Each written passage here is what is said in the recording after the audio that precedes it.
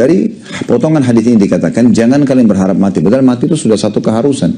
Apa yang dimaksud oleh Nabi SAW di sini? Maksudnya, kalau sedang terjadi cobaan, cobaan apa saja? Misalnya, penyakit yang dianggap kronis. Misal meninggalnya orang yang kita cintai dan kita sangat bergantung padanya. Misal, bangkrutnya sebuah usaha atau prestasi dunia yang sudah kita jangkau atau kita raih, kemudian tiba-tiba jadi hilang semuanya, gitu kan? Maka ini semua pada saat itu biasanya orang masuk dalam bab putus asa. Dan orang kalau tidak beriman akhirnya bunuh diri, ya. Akhirnya mabuk-mabukan, gitu kan? Nah, pada saat itu Nabi SAW mengatakan, kalau puncak di situ, jangan kalian berharap kematian. Maksudnya, jangan cari jalan-jalan yang membawa pada kematian. Kayak sengaja mabuk, akhirnya setir mobil tabrakan, ya. Walaupun mati pasti datang. Atau lagi sakit keras, stroke misalnya, atau kena penyakit-penyakit kronis, nggak perlu berharap mati. Coba kalau seandainya daripada saya begini menderita, lebih baik saya mati. Enggak, jangan. Nggak usah. Karena Allah SWT tidak menguji hambanya melampaui kapasitasnya. Setiap cobaan yang datang kepada kita, Bapak Ibu sekalian, pasti kita mampu melaluinya. Allah mau kita belajar. Kita sedang di-upgrade kualitasnya dengan cobaan itu. Kita kalau mau naik kelas, kalau masih sekolah kira-kira, pakai ujian nggak? Pakai ujian? Kan jadi dengan ujian itu, kita jadi tahu kualitas kita. Oh, memang kita layak naik kelas 2. Oh, layak naik kelas 3. Bayangkan kalau nggak ada ujian. Orang kan males-malesan. Cobaan dalam hidup itu seperti itu. Sebenarnya kita sedang di-upgrade untuk menjadi orang yang lebih berkualitas. Kalau kita sudah pernah kena satu cobaan, kemudian ternyata teman kita kena cobaan yang sama, baik penyakit, baik meninggalnya orang yang dicintai, baik bangkrut usaha, kira-kira bisa nggak kita bertukar pikiran sama dia? Bisa. Kita berbagi sama dia. Dan itu juga menjadi pahala lagi buat kita. Punya pengalaman hidup. Ya, dibandingkan orang yang sama sekali tidak punya cobaan. Gitu kan? Makanya Nabi SAW mengatakan kalau Allah mencintai seorang hamba, justru Allah sengaja mengujinya. Dalam riwayat lain dikatakan, kalau Allah mencintai seorang hamba, Allah berkata kepada para malaikat, tuangkan cobaan padanya. Karena dengan cobaan itu, banyak sekali kita dapat manfaat. Kalau berurusan dengan alam akhirat, Bapak Ibu sekalian, ada derajat-derajat di surga tidak bisa kita jangkau dengan umur kita yang terbatas ini. Misal ada derajat di surga, ada istana, harus 100 tahun, sholat malam 100 tahun, sedekah 100 tahun, bakti sama orang tua. Umur kita cuma 70 tahun. Belum habis masa anak-anak, belum habis dengan masa-masa dulu kita lalai. Mungkin yang kita pakai ibadah baru 5-10 tahun saja. Maka Allah mau kita sampai ke sana. Karena kemahamurahannya Allah, maka Allah coba dengan 10 tahun penyakit. Allah coba dengan 2 kali bangkrut usaha. Itu wajar gitu. Di situlah dibutuhkan sabar. Karena kalau tidak ada cobaan, pahala sabar kita dapat dari mana kira-kira? Gak mungkin. Ya, padahal sabar itu adalah ibadah yang sangat luar biasa. Kata Umar bin Khattab radhiyallahu anhu, saya menemukan kenikmatan kehidupan justru pada saat sabar itu saya butuhkan. Artinya di saat cobaan. Di situlah kenikmatan kehidupan sebenarnya. Di mana kita bisa laluin cobaan itu. Dan menguatkan jiwa kita, ya, memunculkan ide-ide kita. Bahkan orang kalau dalam cobaan, itu muncul ide yang tidak muncul pada saat tidak ada cobaan. Muncul ide-ide yang akhirnya dia belum pernah, mungkin ide itu sangat luar biasa, sangat mahal gitu kan. Juga kata Ali bin Abi Thalib radhiyallahu anhu, perumpamaan sabar itu di dalam kehidupan manusia seperti kepala dari jasad seseorang. Jadi nggak bisa kita luput dari itu. Harusnya kita sabar. Dan sudah pernah saya jelaskan sabar dalam 3 hal. Sabar dalam mengerjakan ketaatan. Bapak Ibu duduk di majelis ilmu sampai 2 jam dengerin azan, sholat, pergi haji, panas-panasan. Ya kan, orang mungkin kalau pergi berjihad, berperang bisa ditangkap oleh musuh. Kita bersedekah pada saat kita lagi butuh. Kan gitu. Itu semua merawat mungkin orang tua kita yang sudah tua. Butuh kesabaran. Sabar dalam ketaatan. Yang kedua, sabar dalam meninggalkan dosa. Setiap orang di antara kita, Bapak Ibu sekalian, pasti terlintas dalam hidupnya kesempatan berdosa. Pasti. Ada terbuka oleh syaitan pintu berzina. Ada lawan jenis yang kita suka, tertarik. Sabar, memang harus sabar. Cobaannya di situ. Kita ada kesempatan membuat nota palsu, merekayasa data. Kita punya jabatan, kita bisa lakukan. Sabar.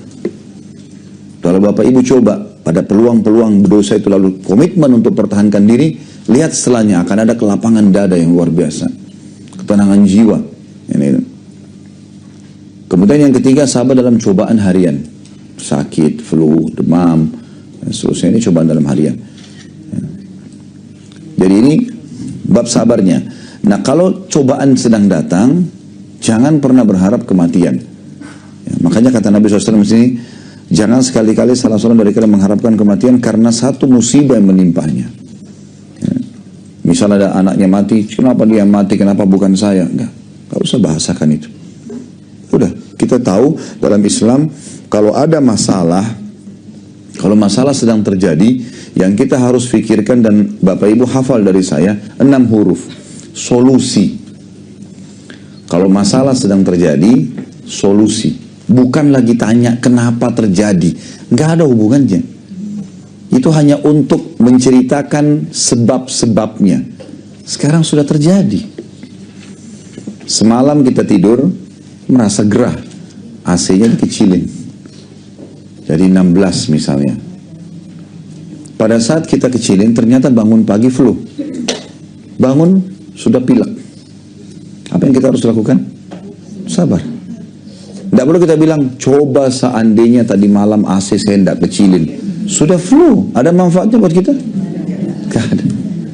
Itu cuma histori, yang sudah berlalu itu cuma histori saja. Hanya histori. Ada orang mati tabrakan, ditelitilah, oh dia karena mabuk. Itu kan histori saja. Sekarang dia sudah mati. Intinya itu. Kan gitu. Ada pertandingan sepak bola misalnya, grup A sama grup B, menang. Ada yang menang, ada yang kalah. Baik, direntet historinya, kenapa ini kalah, kenapa ini menang. Intinya sudah menang yang ini, gitu kan. Ini sudah kalah, selesai sebenarnya. Simpelnya seperti itu ya, mudahnya seperti itu. Jadi begitu pula juga dalam kehidupan kita. Kita tidak usah mengatakan kenapa. Walaupun kita jadikan pelajaran, jangan terulang lagi, gitu ya. Kata Nabi SAW, la yaldagu mu'min fi juhrin marratain. Tidak layak seorang mukmin disengat oleh binatang buas dari satu lubang 2 kali. Maksudnya kita pernah lewat, kemarin lewat di sini, ada ular di situ. Dia sengat kita. Besok kalau kita lewat, jangan lewat lagi di lubang itu. Gitu kan. Atau makna lain, tidak layak orang mukmin jatuh di lubang 2 kali. Kita jadikan pelajaran. Tapi kalau sudah terjadi, ya sudah. Solusinya apa? Sekarang gini. Insya Allah tidak terjadi. Tapi seseorang pulang ke rumahnya kebakaran. Apa yang harus dilakukan? 6 huruf. Solusinya. Telepon pemadam kebakaran, panggil tetangga, ambil air. Itu berguna. Daripada Bapak Ibu teriak-teriak, rumahnya habis, suaranya juga habis. Tidak ada guna. Solusinya apa? Langsung solusi saja, percuma. Gitu. Apapun yang terjadi. Kita lagi naik mobil, bannya kempes. Solusinya, langsung aja cari mana bengkel. Tidak usah turun dulu lihat, kenapa sih, kenapa. Panjang itu lama. Buang-buang waktu. Buang-buang waktu. Orang yang begini ini selalu dapat jalan keluar. Macet, solusinya, oh lewat sana mungkin bisa. Langsung dia jalan, selesai. Nggak usah lihat dulu, lama, tidak apa-apa. Jadi lama. Mau keluar rumah, baju yang mau dipakai tadinya warna ini. Ternyata belum disetrika. Solusi, ambil baju lain, pakai, keluar, selesai. Ribut dulu sama mbaknya, kenapa ini. Ya yang merasa kena, alhamdulillah. Memang harusnya begitu. Kita pengen makan ayam misalnya, yang kebetulan ada ikan, ya sudah, solusinya makan. Kan intinya makan. Yang rasa ikan, rasa ayam, rasa itu di ujung lidah. Kalau sudah masuk di tenggorokan, udah lupa mana ayam, mana ikan, mana sambal. Udah dikelola di badan. Kalau ada, alhamdulillah. Kalau tidak ada, solusi. Langsung jalan keluar. Selesai gitu loh. Jadi itu akan menemukan banyak sekali jalan keluar dalam hidup kita. Seperti itulah. Jadi kalau kita sedang ditimpa satu cobaan, penyakit atau apa saja, solusinya apa? Ikhtiar langsung. Berobat, tawakal kepada Allah. Dan sabar. Ini cobaan dari Allah. Gitu kan? Kalau enggak, kita mau dapat pahala dari mana? Makanya pernah saya sampaikan Nabi Ayyub alaihissalam 20 tahun bahagia, tidak pernah ada penyakit, tidak pernah segala. Raja, nabi, kaya, gagah, istrinya juga cantik, anaknya 12 laki-laki semuanya. 20 tahun.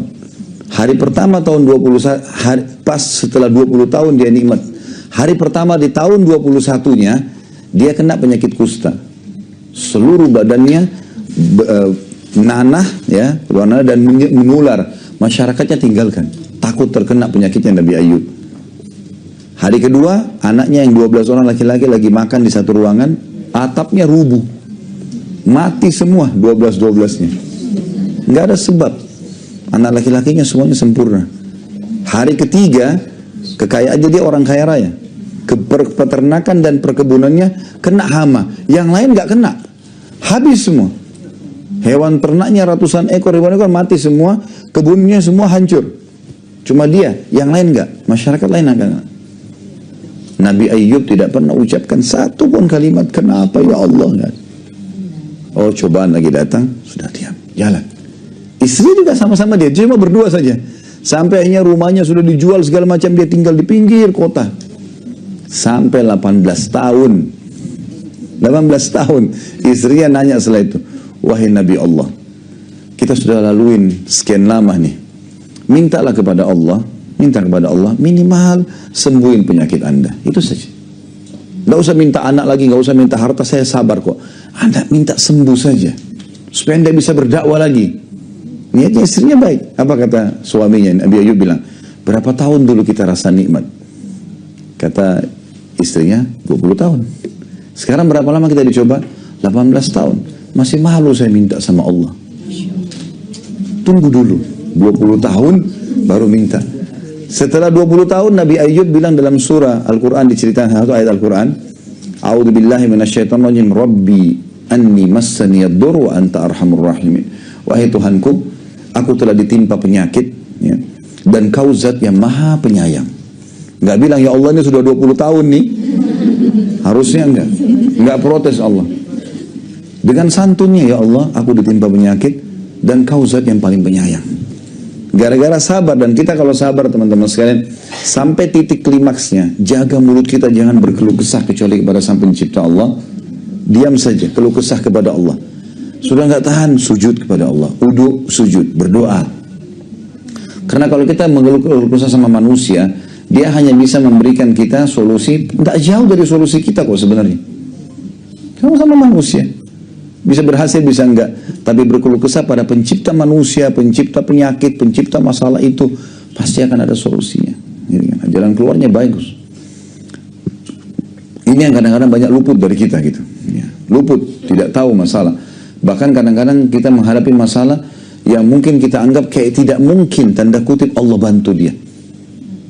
Nanti kalau sudah mentok betul-betul, dokter pun angkat tangan kalau penyakit, baru dia kembali kepada Allah. Baru sholat tahajud. Jadi Allah ini agama nomor 30 bagi dia. Ya. Yang paling pertama dokter ini dulu, teman ini dulu, sahabat ini dulu, penelitian ini dulu. Itu sebab-sebab duniawi. Ada satu poin yang membuat semua sebab itu bisa jadi bagus. Berdoa kepada Allah. Kita kan kalau mau keluar rumah disuruh doa dulu, baru keluar. Mau makan, berdoa dulu. Mau tidur, berdoa dulu. Mau pakai baju, berdoa. Jadi bergantung dulu pada pencipta. Baru kemudian kita ikhtiar. Maka akan maksimal masalah itu.